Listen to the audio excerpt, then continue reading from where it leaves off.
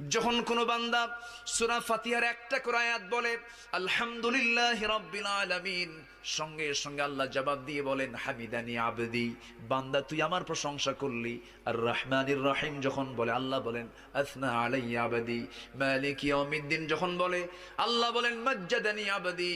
এরপরে যখন বলে ইয়াকা না'বুদু ওয়া ইয়াকা নাস্তাঈন পর্যন্ত যখন বলে আল্লাহ বলেন বান্দারে তুই আমার কাছে কি চাস, প্রাণ খুলে চা রে বান্দা।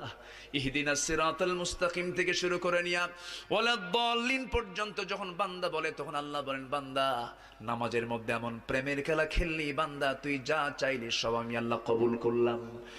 ওই বান্দা যখন রুকুতে যায় আল্লাহ তখন অস্থির হন। ওই বান্দা যখন সিজদায় যাওয়ার জন্য প্রস্তুতি নাই, সমস্ত ফেরেশতাকে ডাক দিয়ে বলেন ও ফেরেশতারা, এই বান্দাগুলো আমাকে দেখলো না, রাসূলকে দেখলো না, কোরআনকে দেখে হাদিসকে বিশ্বাস করে আমাকে খুশি করার জন্য তার সবচেয়ে সম্মানজনক